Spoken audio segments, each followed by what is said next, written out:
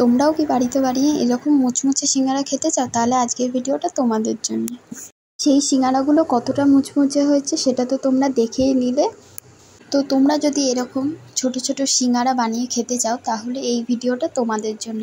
চলো দেখে নাও কী করে এরকম মুচমুচে সিঙ্গারা তৈরি করে নাও। প্রথমে আমি কড়াই কিছুটা পরিমাণ সাদা তেল মানে রিফাইন্ড অয়েল দিয়ে দিলাম। সেটা গরম হয়ে গেলে তার মধ্যে কিছুটা পরিমাণ বাদাম যেগুলোকে বলে সেই বাদাম আমি দিয়ে কিছুক্ষণ ধরে ভেজে নিচ্ছি। বাদামটা হালকা মতন ভাজা হয়ে এলে দিয়ে দেবো কিছুটা পরিমাণ কারি পাতা। কারি পাতাটা থাকলে দিতে পারো, নাও দিতে পারো। তারপর কিছুটা পরিমাণ আদা ঘষে রেখেছিলাম মানে গ্রেট করে রেখেছিলাম সেই আদা।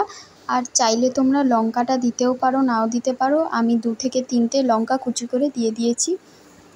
আর কিছুটা পরিমাণ হলুদ গুঁড়ো, লঙ্কার গুঁড়ো এবং নুন দিয়ে দিলাম। দিয়ে কিছুক্ষণ ভাজার পরে আমি সিদ্ধ করে রেখেছিলাম 2 থেকে 3টে আলু। সেই আলুটাকে একটুখানি ম্যাশ করে নিয়েছি, সেইটাকেই আমি দিয়ে এবার ভালো করে মেখে মানে কড়ার মধ্যে টেলে নিচ্ছি যাতে প্রত্যেকটা মশলা আলুর সাথে মেখে যায়। তো দেখো আমি আলুটা কিছুক্ষণ ধরে কড়ার মধ্যে টেলে নিচ্ছি। তারপর দিয়ে দেব গরম মশলা কিছুটা পরিমাণ। গরম মশলা দিয়ে দেওয়ার পরে আবারও 2 থেকে 3 মিনিট ভেজে নেব। তারপর 2 থেকে 3টে দানা মতন চিনি দেব, তাহলেই রেডি হয়ে যাবে আমাদের পুর। ওটা রেডি হয়ে গেছে, সাইডে তুলে রেখে দিয়েছি। আমি এদিকে ময়দা, অল্প নুন এবং চিনি উষ্ণ গরম জল দিয়ে মেখে রেখে দিয়েছিলাম 1 ঘন্টা মতন। তারপর সেটাকে লেচি কেটে গোল গোল করে রুটির মতন বেলে নিচ্ছি।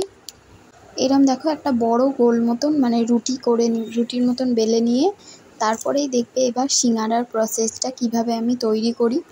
তোমরা এই ভিডিওটা কে কোথা থেকে দেখছো কমেন্টে জানিয়ে যেও। দেখো রুটি বেলা কমপ্লিট। রুটিটা বেলা হয়ে গেলে একটা মানে ছুরি মতন নিয়ে নেবে। ছুরিটাকে দেখো আমি প্রথমে মাঝখান বরাবর 4টে সাইড করে কেটে নিয়েছি। তো দেখো সেই 4টেকে আবার মধ্যিখান থেকে কেটে দিচ্ছি।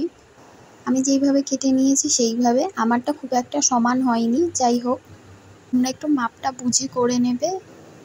দেখো তারপর আমি কেটে নেওয়ার পরে তারপর দেখো যেই পুরটা রেডি করে রেখেছিলাম সেইটা আমি এই যে মানে কোনা কোনা করে কেটে রেখেছি তার যে কোনো কোনাতে একটুখানি দিয়ে আমি দেখো যেইভাবে মুড়ছি সেইভাবেই মুড়বে, তাহলে সিঙ্গারার শেপটা ভালো আসবে।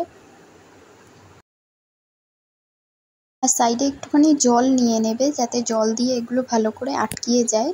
আমি দেখো অল্প অল্প জল দিতে দিতে ভালো করে আটকিয়ে দিচ্ছি।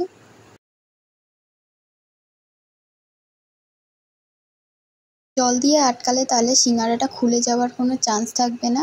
দেখো একেবারে সিঙ্গারার শেপে চলে এসেছে। এইভাবে আমি প্রত্যেকটা সিঙ্গারা তৈরি করে নিয়েছি। সবসময় তো বাইরে থেকে কিনে খাওয়াই হয়, একবার যদি বাড়িতে বানিয়ে দেখো মানে বাইরের থেকে আরও বেশি ঘরে ভালো লাগে। তারপর দেখো আমি কড়ায় সাদা তেল দিয়ে দিলাম। সেটা গরম মানে মিডিয়াম যখন গরম হয়েছে তখনই আমি এই সিঙ্গারাগুলোকে দিয়ে দেবো। তারপর আমি গ্যাসের আঁচটাকে একদম লো ফ্লেমে রেখে দিয়ে সিঙ্গারাগুলোকে ভেজে নেব ভালো করে। দেখো আমি উল্টে পাল্টে আস্তে আস্তে ভেজে নিচ্ছি। এপিট ওপিট করে সিঙ্গারাগুলোকে ভালো করে ভেজে নেব। যখন হালকা কালার চলে আসবে তখনই বুঝে যাবে যে ভাজা হয়ে গেছে। সেটা তোমরা বুঝতেই পারবে যে যখন সিঙ্গারাটা ভাজা হয়ে যাবে। তাহলেই আমাদের রেডি হয়ে গেল বাড়িতে বানানো আলুর পুর দিয়ে সিঙ্গারা। তোমাদের এই রেসিপিটা কেমন লাগলো সবাই কমেন্টে বলে যাবে। আর ভালো লাগলে লাইক, কমেন্ট, শেয়ার করে দিও।